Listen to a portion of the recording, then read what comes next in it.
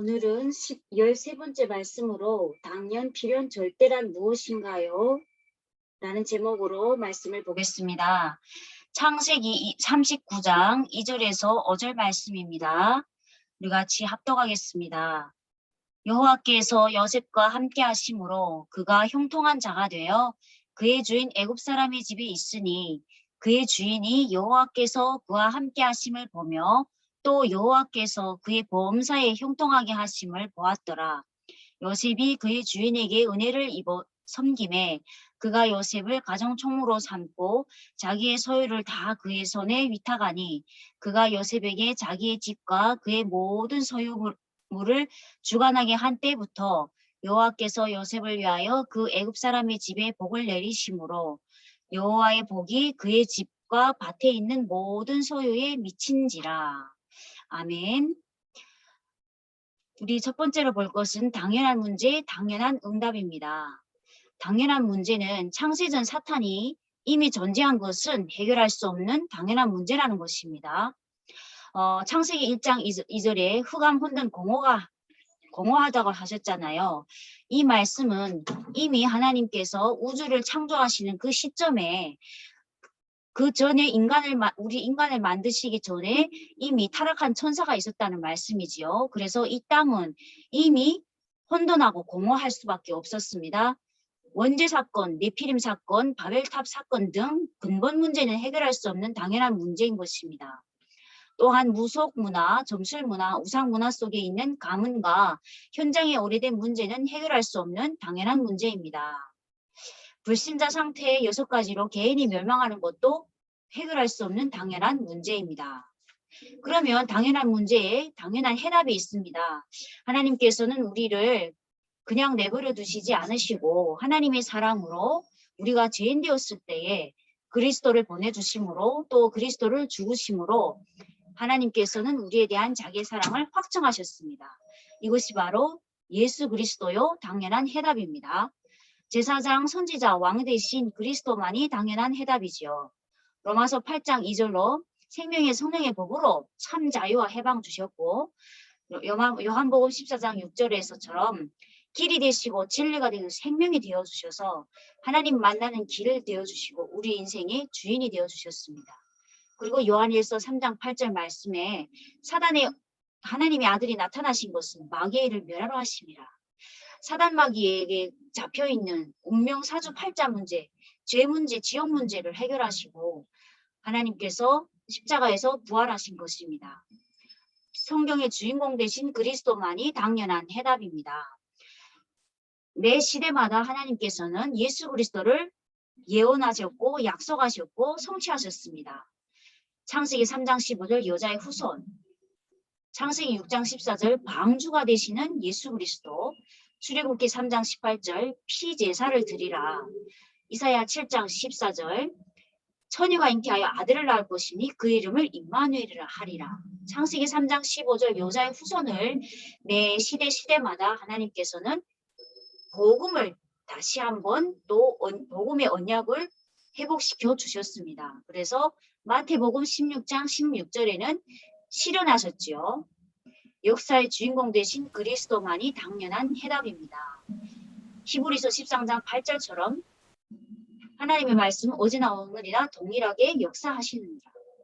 그리고 로마서 16장 25절에서 27절 영세전부터 창세전부터 감추어진 이 복음이 오늘 우리에게까지 나타난 것입니다. 성경은 전설이 아닙니다. 역사입니다. 하나님의 역사입니다. 이 우주의 역사가 하나님의 역사입니다. 그래서 우리는 당연한 누림을 하면 됩니다. 그리스도를 믿을 때 예수 생명을 당연히 누리게 되죠. 사도행전 1장 1절 3절 8절 오직 그리스도 하나님의 나라 성령 충만을 누리면 되겠죠. 또 그리스도를 믿을 때 영적 축복을 당연히 누리게 됩니다. 우리가 하나님이 하신 그리스도의 이 일과 그 사실을 믿고 부활하신 예수님과 성령께서 그 믿는 자의 마음속에 함께 하시면서 인도하시는 신자의 7가지 축복을 누리면 됩니다. 그리스도를 믿을 때 천국 배경을 당연히 누리게 됩니다. 우리는 이미 믿는 순간 신분이 바뀌면서 우리의 이름이 하늘나라 하나님 천국의 생명책에 기록이 되고 이 구원은 단회적인 것이며 또 영원한 것이라는 것을 절대로 불변하지 않는다는 것. 우리는 이 땅에 살아가는 동안 하나님 나라의 빽을 가지고 살아갈 수 있다는 것을 알고 누려야 되겠습니다. 그리스도를 믿을 때 영적 싸움을 당연히 승리하게 됩니다. 요한복음 16장 33절에서처럼 예수님께서는 이 세상을 이겼노라. 담대하라. 내가 세상을 이겼노라. 고린도전서 15장 57절에는 우리에게 승리를 주시는 하나님께 감사라고 했습니다. 그러면 필연적인 문제에는 필연적인 응답이 있지요. 필연적인 문제가 어떤 것인지 보겠습니다. 필연적인 문제는 피라미드의 우상을 만든 애굽은 멸망받았죠. 다곤 신전의 우상을 섬긴 블레셋도 멸망받았습니다. 인몬 신전을 섬겼던 아람은 멸망받았습니다. 바알과 아세라 우상을 섬겼던 아수르는 멸망받았습니다. 느보 신상을 세워 우상을 섬겼던 바벨론도 멸망받았습니다. 제우스 신상을 만들어 놓고 전 세계를 우상화했던 로마는 멸망받았습니다. 우리가 이번 주 강단 말씀에서 보았던 왕들의 시리즈를 보면서 이번 주에 여호사밧 왕도 역시 처음에는 하나님을 잘 섬겼으나 이방 나라의 그 악한 왕이었던 아합 왕이 섬기는 그 우상을 함께 섬기면서 결국은 후대를 망하게 하는 필연적인 문제, 필연적인 응답을 받게 되는 것이죠. 그러면 필연적인 응답은 하나님이 함께 하시면 누린 자는 필연적 응답을 받았습니다. 바로 렘넌트 7명이었습니다. 시대의 우상을 꺾은 자는 필연적 응답을 받았습니다.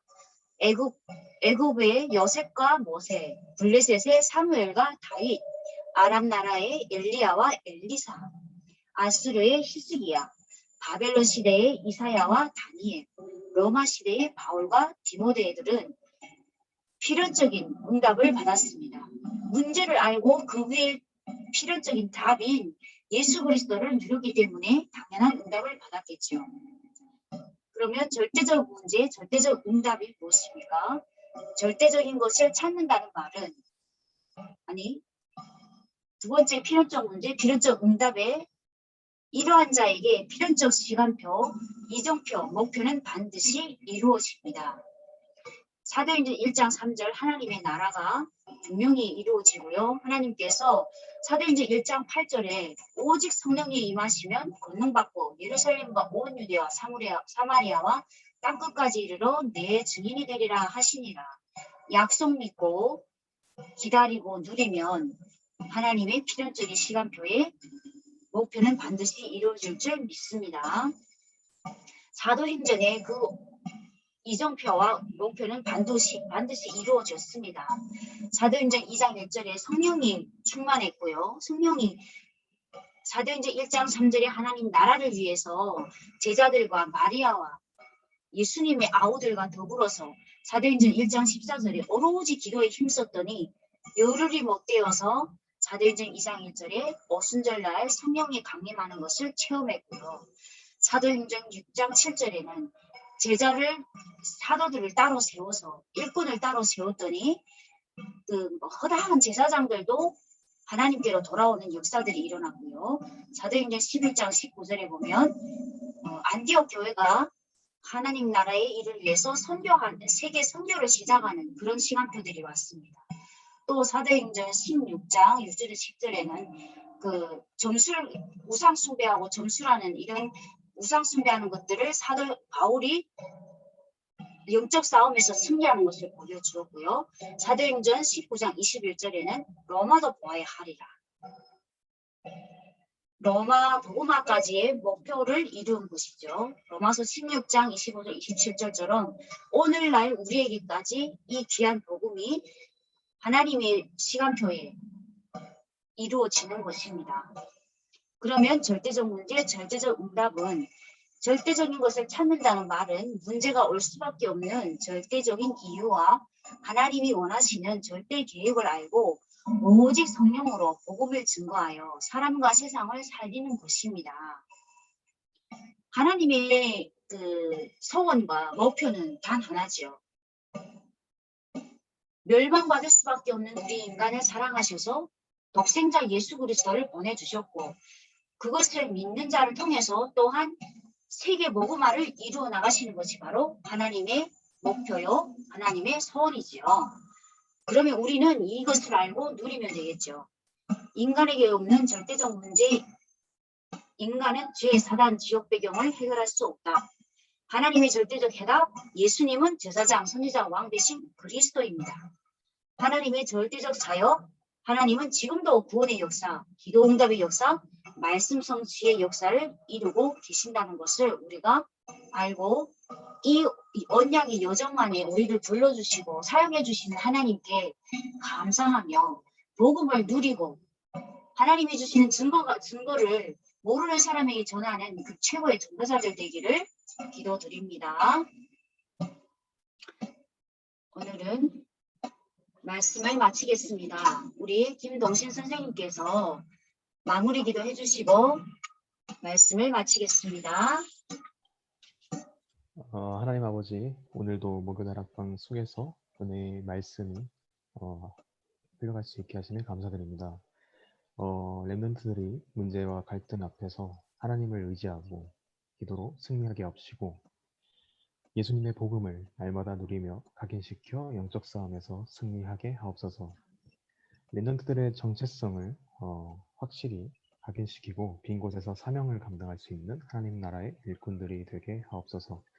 말씀 전하시는 박윤혁 선생님께 성령 충만함과 오력을 허락하여 주시고 렘넌트들이 예배가 회복되어 승리할 수 있도록 사랑의 교회 총동부와 렘넌트들을 축복하여 주시옵소서. 예수 그리스도 이름으로 기도했습니다. 아멘. 아멘.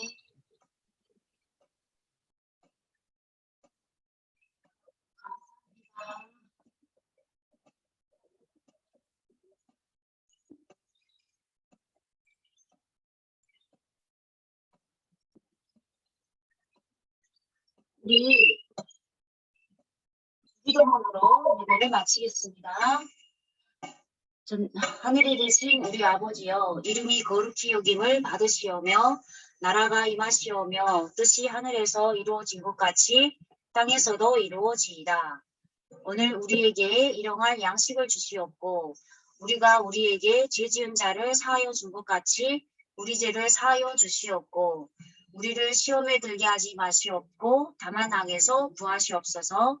나라와 권세와 영광이 아버지께 영원히 있사옵나이다. 아멘. 우리 렘넌트들 잠자기 전에 하나님과 소통하는 5분의 시간을 가지고 세계 복음화의 꿈꾸는 밤 되시길 기도드립니다.